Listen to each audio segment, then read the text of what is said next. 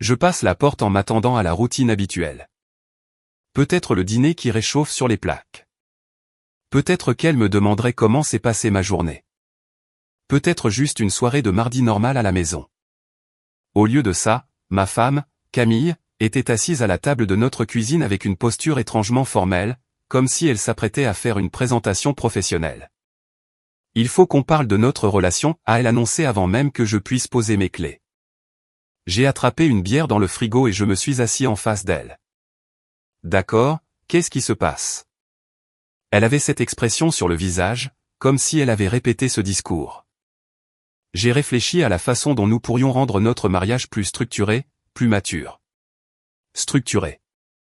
J'ai pris une gorgée de ma bière. Qu'est-ce que ça veut dire, au juste?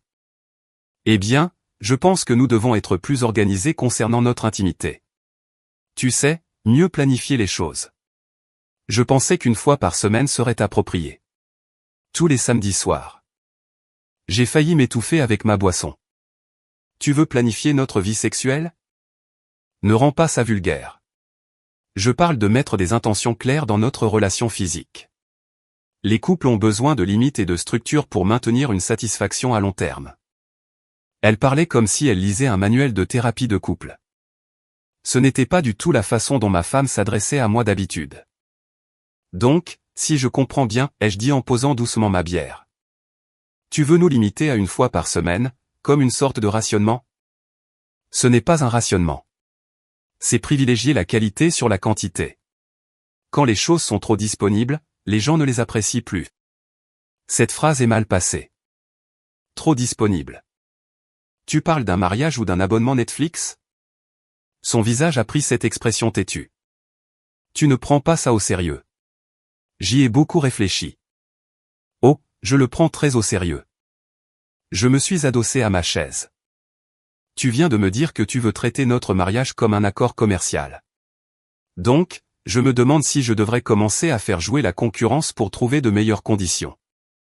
Qu'est-ce que c'est censé vouloir dire? Eh bien, si tu vas gérer notre relation comme une sorte de forfait au service limité, peut-être que je devrais envisager de changer de fournisseur. Tu sais, trouver quelqu'un qui propose des forfaits illimités. Son expression confiante s'est un peu fissurée. Ce n'est pas drôle. Je n'essaie pas d'être drôle. Tu viens de m'asseoir pour me dire que tu rationnes l'affection comme si nous étions en période de pénurie. Donc, je réponds en conséquence. Elle a bougé sur sa chaise. Tu fais de la dramaturgie. Il s'agit d'être mature et organisé.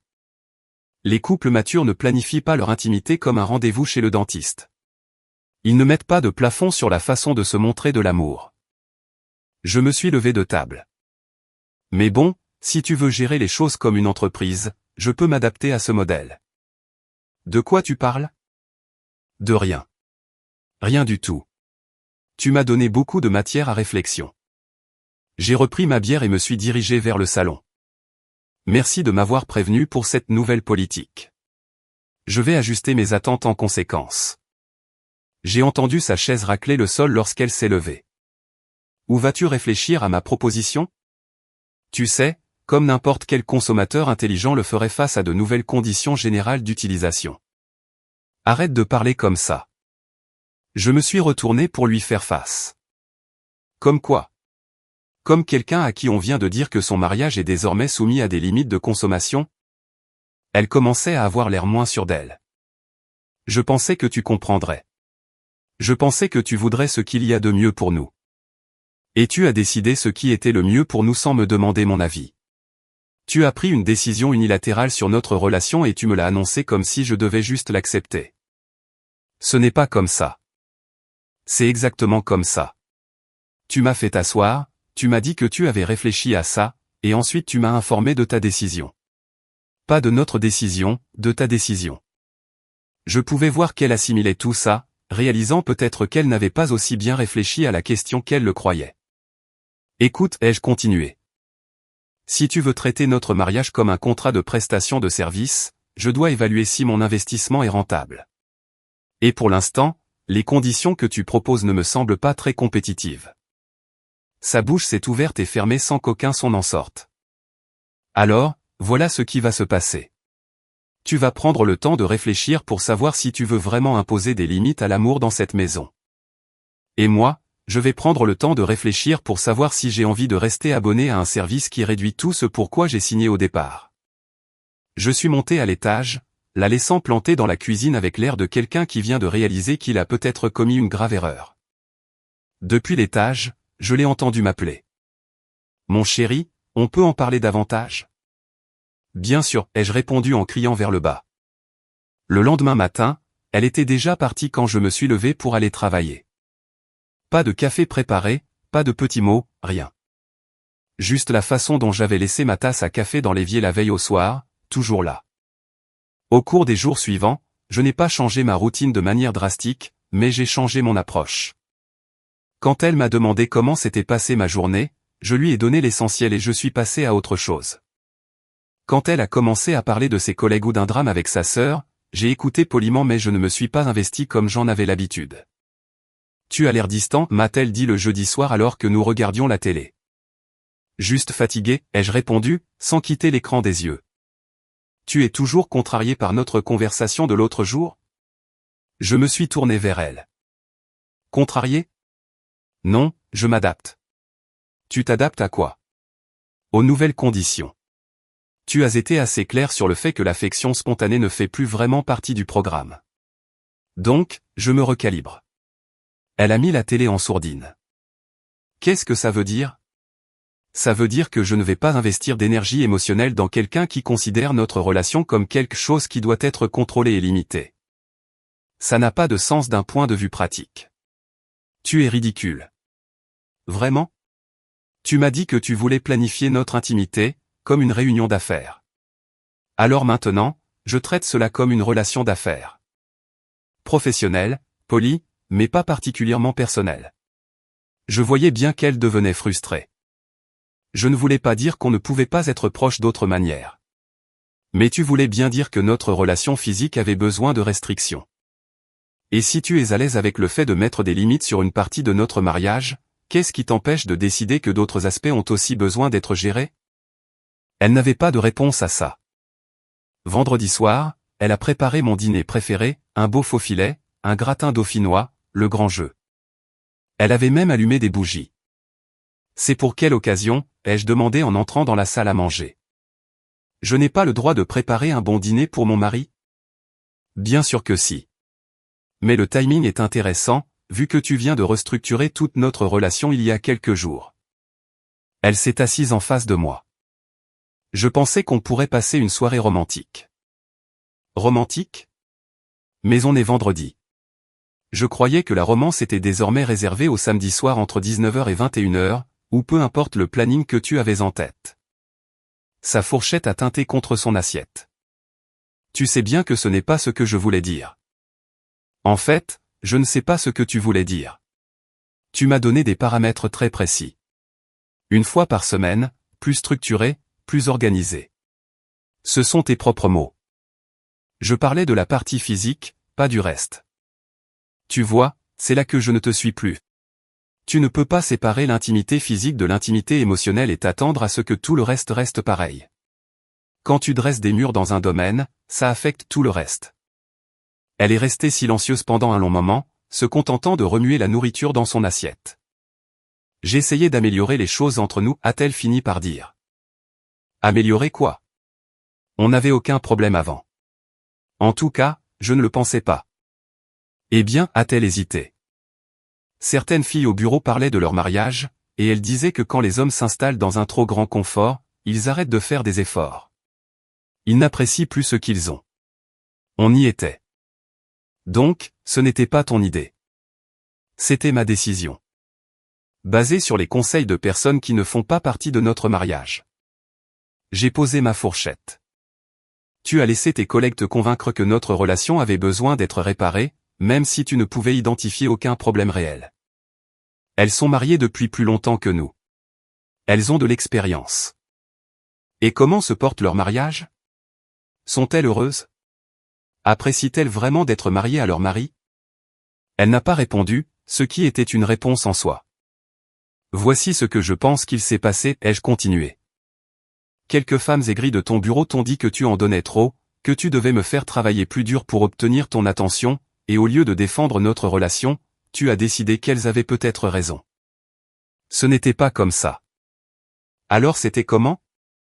Parce que de là où je suis, on dirait que tu as accordé plus de valeur à leurs opinions qu'à notre propre relation.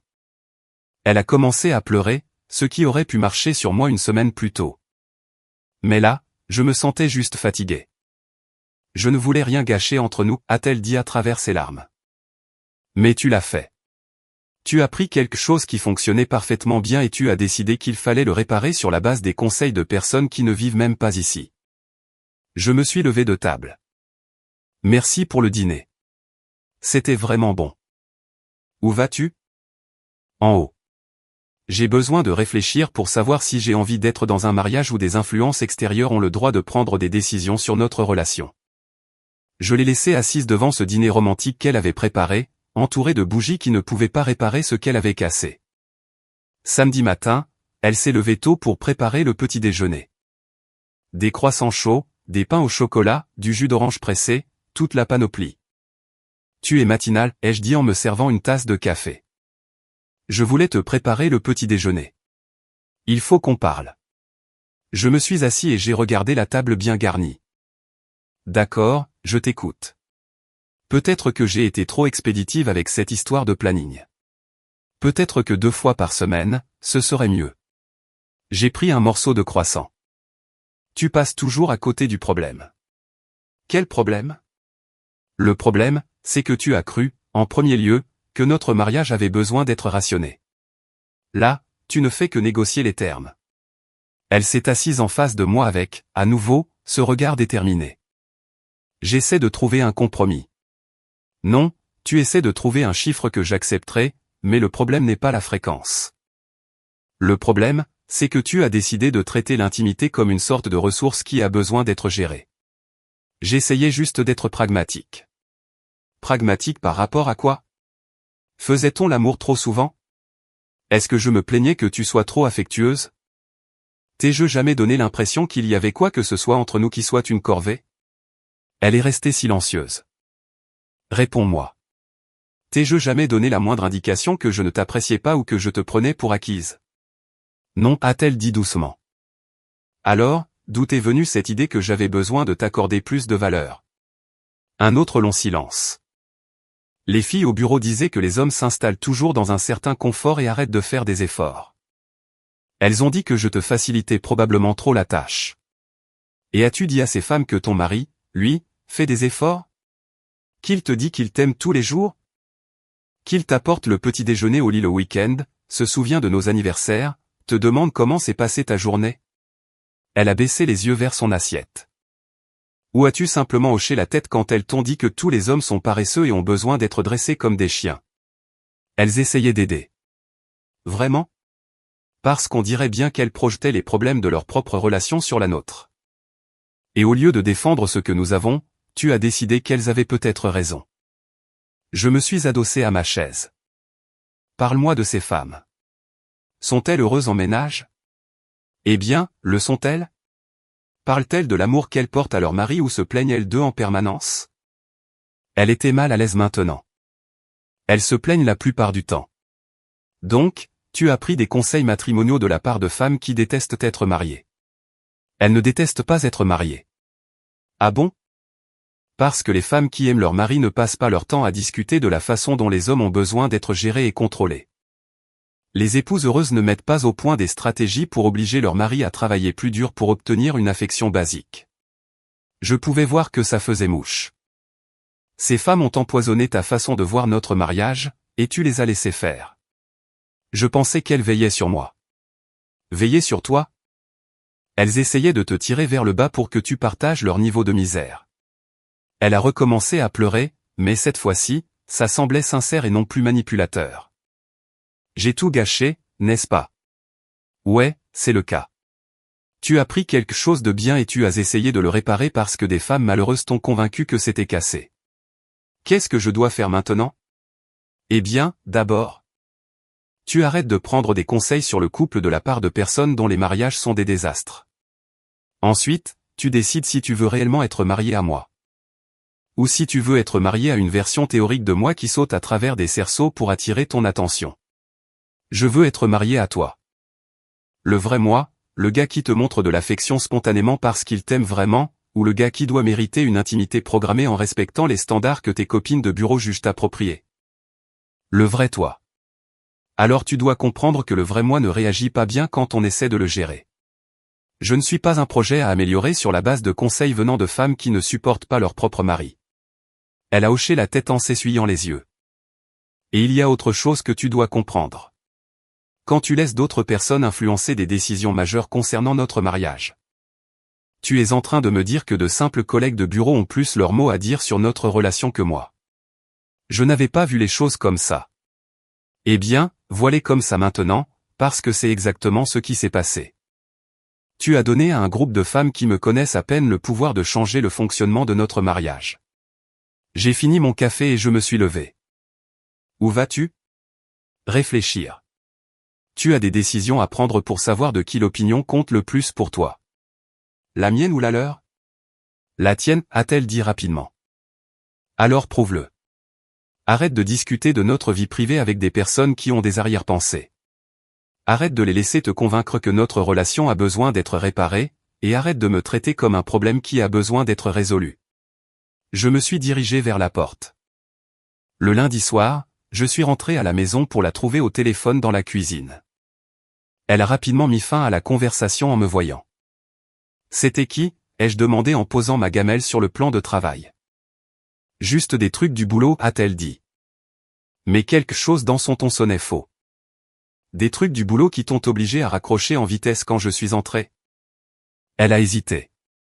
C'était l'une des filles du bureau. Elle prenait de mes nouvelles. De tes nouvelles à propos de quoi? À propos de nous? À propos de la façon dont se passaient les changements? J'ai senti ma mâchoire se crisper. Donc tu continues à discuter de notre mariage avec ces personnes? Elle appelait juste pour voir comment j'allais. Et qu'est-ce que tu lui as dit? Un autre silence. Que les choses étaient un peu tendues. Un peu tendues? J'ai hoché la tête lentement. Donc maintenant, elles savent que ton plan brillant ne s'est pas déroulé comme tu l'espérais. Elle essayait de me soutenir. Soutenir comment?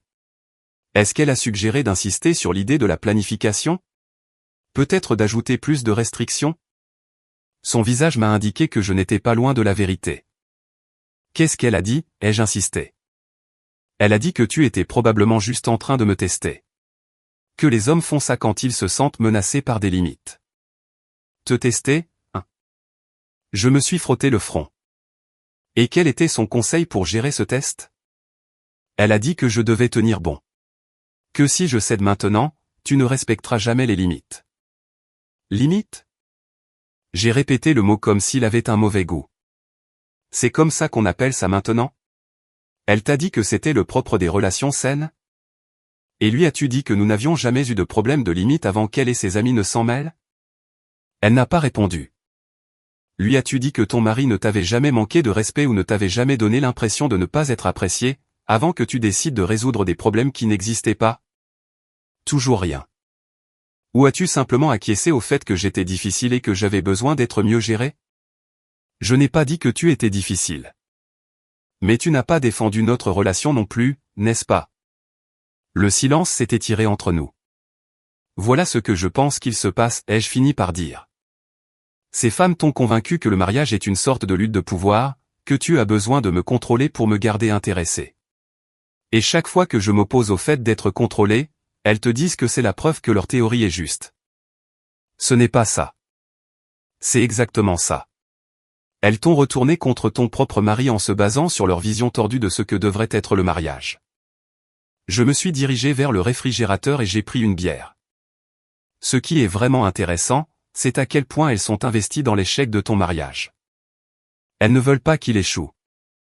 Vraiment? Réfléchis-y. Si tu suis leurs conseils et que ça marche, qu'est-ce que ça dit sur leur propre mariage? Ça voudrait dire que leurs maris sont vraiment les problèmes qu'elles prétendent qu'ils sont. J'ai pris une gorgée de bière. Mais si tu suis leurs conseils et que ça se retourne contre toi, eh bien, tu deviens tout aussi misérable qu'elles. Dans les deux cas, elles gagnent. Elle commençait à paraître très mal à l'aise.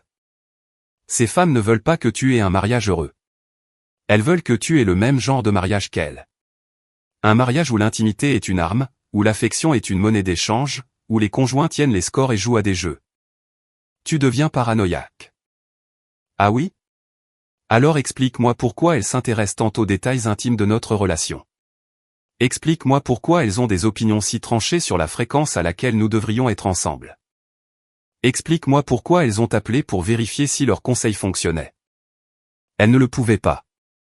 Elles vivent leur vie par procuration à travers ton mariage parce que les leurs sont des désastres. Et au lieu de réparer leur propre relation, elles sabotent la tienne. Ce sont mes amis. Les amis ne torpillent pas ton mariage pour se divertir. Les amis ne te donnent pas de conseils conçus pour créer des problèmes là où il n'y en avait pas.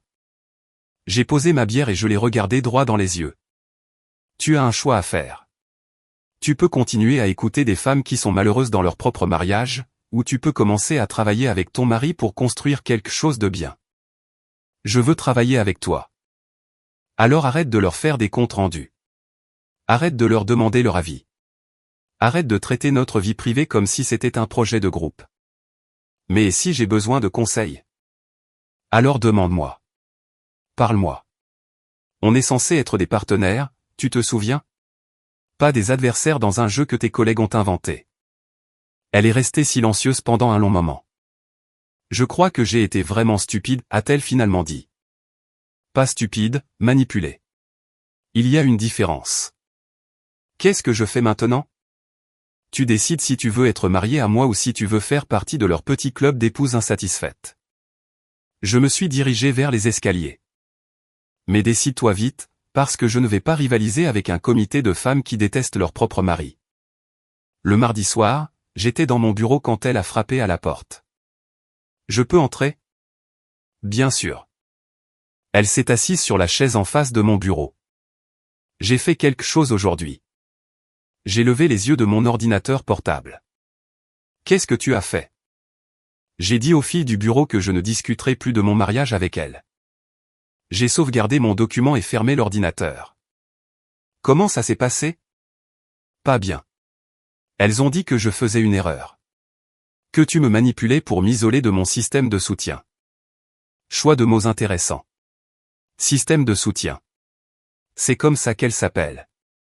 Elles ont dit que c'est ce que font les amis. Elles se soutiennent mutuellement dans les problèmes de couple. Et qu'est-ce que tu as répondu à ça? J'ai répondu que peut-être je ne devrais même pas avoir de problème de couple pour commencer, si je suis marié à la bonne personne. J'ai senti quelque chose s'apaiser dans ma poitrine pour la première fois depuis des jours. Elles n'ont pas beaucoup aimé ça, a-t-elle poursuivi. L'une d'elles a dit que tous les mariages ont des problèmes et que j'étais naïf de penser le contraire. Et qu'est-ce que tu en penses? Je pense qu'elles essayaient de me convaincre qu'être malheureuse est normal, que se disputer avec son conjoint fait simplement partie du mariage. Elle a bougé sur sa chaise. Mais on ne se disputait pas avant que tout ça ne commence. On n'avait pas de problème avant que je ne les écoute. Non, en effet. Elles m'ont fait sentir qu'il y avait un problème avec nous parce qu'on s'entendait bien. Comme si tu faisais juste semblant d'être heureux ou que j'étais trop facile à vivre. Je me suis adossé à mon fauteuil. Et maintenant? Maintenant, je pense qu'elles étaient jalouses. Je pense qu'elles ne supportaient pas le fait que j'apprécie réellement d'être marié avec toi. Nous sommes restés assis dans un silence confortable pendant un moment. Il y a autre chose, a-t-elle dit. J'ai réalisé que je n'ai jamais vraiment voulu limiter notre intimité. J'aimais comment les choses étaient entre nous. Alors pourquoi as-tu accepté de changer ça? Parce qu'elles m'ont fait me sentir stupide d'être satisfaite. Comme si j'étais une sorte d'épouse crédule qui ne connaissait rien à la vie. Elle a commencé à pleurer, mais c'était différent cette fois. Pas des larmes manipulatrices, juste un regret sincère. Je les ai laissées me donner honte de t'aimer de la façon dont je voulais t'aimer. Je me suis levé et j'ai contourné le bureau pour m'asseoir sur le bord, plus près d'elle. Elles m'ont convaincu que l'affection spontanée était une faiblesse. Que si je ne te faisais pas faire d'efforts pour l'obtenir, tu cesserais de l'apprécier. Et qu'en penses-tu maintenant? Je pense que ce sont des femmes aigries qui ne supportent pas de voir les autres heureux. Et je pense que j'ai failli détruire mon mariage en les écoutant. Elle a levé vers moi ses yeux rougis. Je suis tellement désolé. Je ne sais pas comment je les ai laissées s'infiltrer dans ma tête comme ça. Parce qu'elles sont douées pour ce qu'elles font. La misère aime la compagnie, et elles ont trouvé un moyen de te recruter. Est-ce qu'on peut réparer ça? Est-ce qu'on peut revenir à comme c'était avant? J'ai pesé la question avec soin. On ne peut pas revenir exactement en arrière. Trop de choses ont été dites. Trop de choses ont changé. Son visage s'est décomposé. Mais nous pouvons aller de l'avant. Nous pouvons construire quelque chose de mieux, à condition que tu comprennes que notre mariage, c'est entre nous. Pas nous et tes collègues. Pas nous et les conseils qu'elles ont envie de te donner. Juste nous. Je comprends. Vraiment? Parce que la première fois que les choses deviendront un peu routinières ou qu'on traversera une mauvaise passe, vas-tu recommencer à écouter des voix extérieures? Non. Je te le jure, non. C'était ton signal d'alarme. Il n'y en aura pas d'autre. Si tu laisses à nouveau d'autres personnes prendre des décisions sur notre mariage, je ne resterai pas dans les parages pour voir comment ça se termine. Je sais. Je l'ai compris, maintenant. J'ai tendu la main et j'ai pris la sienne. Je t'aime. Je t'ai toujours aimé. Mais je refuse d'être géré, contrôlé, ou traité comme un projet qui a besoin d'être amélioré. Je ne veux pas te gérer. Je veux juste être marié avec toi. Alors sois marié avec moi. Pas à la version de moi que tes amis pensent que tu devrais vouloir. Le vrai moi. Elle a serré ma main. Le vrai toi, c'est exactement celui dont je suis tombée amoureuse. Alors rappelons-nous de ça, tous les deux. Elle s'est levée et s'est rapprochée. Je peux te prendre dans mes bras. Tu n'as jamais besoin de demander la permission pour serrer ton mari dans tes bras. Alors qu'elle passait ses bras autour de moi, j'ai eu l'impression que nous étions enfin de nouveau dans le même camp. Fini les comités, ai-je dit doucement. Fini les comités, a-t-elle approuvé. 3 semaines plus tard, les choses revenaient à la normale. Pas l'ancienne normalité, mais une meilleure normalité. Elle avait complètement coupé court aux conversations toxiques au travail, et j'avais pu voir la différence immédiatement. Comment ça se passe avec tes collègues, ai-je demandé lors d'un dîner. Différemment. Elles ne sont pas contentes après moi, mais je m'en fiche complètement maintenant. Que disent-elles? Elles ont presque arrêté de m'inclure dans leurs discussions. Quand elles essaient d'aborder des questions de couple, je dis simplement que mon mariage relève du domaine privé et je change de sujet. Elle a pris une bouchée de sa salade. L'une d'elles m'a coincé dans la salle de pause hier et m'a dit que tu m'avais lavé le cerveau. Et qu'est-ce que tu lui as répondu? Je lui ai dit qu'elle devrait peut-être moins s'inquiéter de mon mariage et plus de la raison pour laquelle elle est si malheureuse dans le sien. J'ai souri. Comment elle l'a pris? Pas très bien. Mais j'ai réalisé quelque chose. Ces femmes se plaignent des mêmes problèmes de couple depuis des années. Elles n'essaient jamais vraiment d'arranger quoi que ce soit. Elles veulent juste rester en colère et entraîner tout le monde avec elles vers le fond. Et maintenant, tu ne fais plus partie de ça. Maintenant, je ne fais plus partie de ça, a-t-elle confirmé. Nous avons mangé dans un silence agréable pendant un moment. J'ai un aveu à te faire, a-t-elle fini par dire. Lequel? Je n'ai jamais vraiment voulu planifier quoi que ce soit. Même quand je l'ai suggéré, une partie de moi savait que c'était mal. Alors pourquoi l'avoir fait? Parce qu'elles m'ont fait sentir que j'étais prise pour acquise, même si tu ne m'as jamais donné cette impression. Elles m'ont convaincu que si je ne créais pas une pénurie artificielle, tu perdrais de l'intérêt. Et qu'en penses-tu aujourd'hui? Je pense que c'est le conseil de couple le plus stupide que l'on puisse donner. Pourquoi voudrais-je créer des problèmes là où il n'y en a pas? Elle a tendu la main par-dessus la table pour prendre la mienne. Je crois qu'elle se sentait menacée par le fait qu'on s'apprécie réellement, qu'on n'a pas besoin de jouer à des jeux pour garder les choses intéressantes. On n'a pas besoin de jeux. Non, on n'en a pas besoin. On n'en a jamais eu besoin. Plus tard dans la soirée, nous regardions un film lorsqu'elle a abordé un autre sujet. Je dois te dire quelque chose qui risque de te mettre en colère. J'ai mis le film sur pause. Qu'est-ce que c'est? Avant que tout ça n'arrive, elle faisait pression pour que je sorte plus souvent avec elle. Des soirées entre filles, des after-work, des week-ends. Elle disait que j'étais trop attaché à toi. Trop attaché à mon propre mari. Elle disait que ce n'était pas sain de vouloir passer autant de temps ensemble, que j'avais besoin de plus d'indépendance. J'ai senti cette frustration familière monter. Donc, elle travaillait à nous séparer bien avant cette histoire de planning. Oui, je crois que ce n'était que l'étape finale. D'abord, me convaincre de passer moins de temps avec toi. Ensuite, me convaincre de limiter l'intimité. Et après? Te convaincre que je n'en valais pas la peine du tout. Probablement. Je vois tous leurs plans maintenant. Et je n'arrive pas à croire que j'ai failli tomber dans le panneau. Elle s'est tournée complètement vers moi.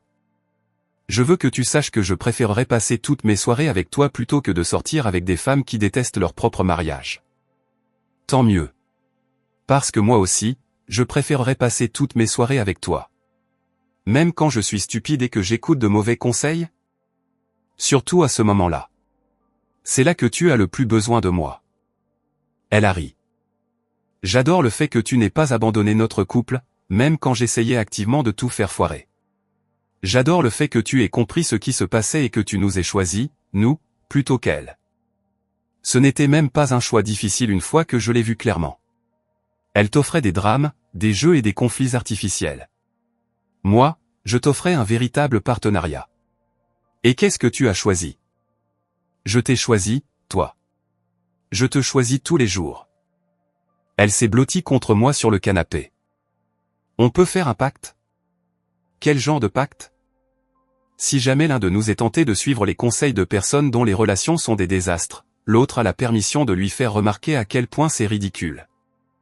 Marché conclu. Et plus d'influences extérieures qui prennent des décisions sur notre mariage. Absolument. Elle est restée silencieuse un instant. Je suis vraiment désolé de nous avoir fait traverser ça. C'est fini maintenant. Et peut-être que ça devait arriver pour qu'on comprenne tous les deux la chance qu'on a. On a beaucoup de chance, n'est-ce pas? Oui, c'est vrai. On a quelque chose pour lequel beaucoup de gens tueraient. Y compris quelques femmes aigries de ton bureau. Y compris elle. J'ai relancé le film et elle s'est installée plus confortablement contre moi. Et, a-t-elle dit doucement. Oui. Plus de quotas sur quoi que ce soit, plus jamais. Plus de quotas, ai-je approuvé. Juste nous deux, qui nous aimons de la manière dont nous le voulons, quand nous le voulons, comme cela devrait être. Alors que le film défilait, j'ai réalisé que nous avions tous les deux appris quelque chose de précieux. Elle a appris que les influences extérieures pouvaient empoisonner même les meilleures relations si on les laissait faire. Et j'ai appris que parfois, il faut être prêt à perdre quelque chose pour faire réaliser à l'autre ce qu'il est sur le point de gâcher.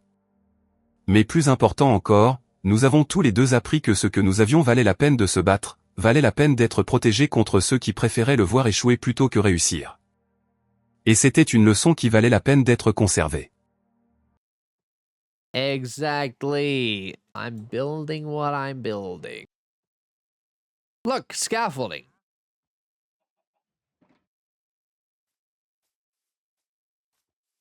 We need to name tag you. Now that we have name tags, we need to come in and name tag them. I feel like they're just going to be like killed though. Not gonna lie. I have a lot of extra buildings over there. I think this building is going to be our last one that we do. Line it up with this one. Anyway. Fence posts. We were looking for fence posts, but should it be spruce fence posts or jungle? Ooh, actually, I know what we could do. We're going to go mud brick wall here. And then we're going to come in with some jungle. Some sticks as well. Where are my sticks? We'll make sticks out of that. Every time you say World Tour, I just think World Star. All right. How about that? Thank you, Dizzy, with that pin. You love organizing things. Would you believe me if I said, like, 2 months ago, I was not down for that? I did not do that. Ever. Okay, we're going to go lots of you. Let's see what we can do for a little style up here. So if I can go walls across this way. Name tag who? This wandering trader. This guy. We should name tag him. We're gonna go here, here, here, here, here. But then we're gonna do this because it gives us a nice little arch. So then we can go here, here.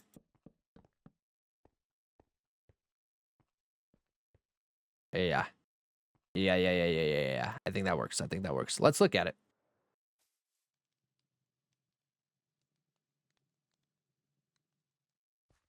I think these stairs are a little too chunky. I think there's too much going on with them. Let's make them slabs. I think that line is way too thick for what we're trying to accomplish here. Every time I start a world, I end up with a chest monster. Yeah, that's literally me. Literally me. Do not let the organization over here fool you.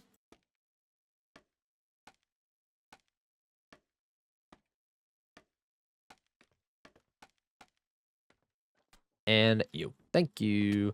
Actually, maybe we should have left the stairs up there on the edge. Yeah, let's put the stairs on the edge. Like so. And then like so. And like so. And then we'll come in with slabs. I have a question. What's your favorite sport? I love golf. I golf. And bowl. I love bowling. Golf and bowling. Very nice. Very nice. Okay. And then we're going to go slab. Either slab or we could go jungle trap door. One or the other. We'll find out. Works as well. I think it'll do. Candy, organized. What? I know. I just saw your detail video and now I understand why my builds so boring. Thank you so much. Of course. Thank you so much for coming in and saying that. I appreciate you, Ralph. I actually never thought of using scaffolding while building until I started watching you. Really? I love scaffolding. It's so easy to just move up and down, up and down. And then I guess if we're really high, that's where the gas would come into play. But the one thing that I don't like about scaffolding, though, is when we're crouching and then we go over the top of one of our main supports. I really don't vibe with that. I don't enjoy that. Like that.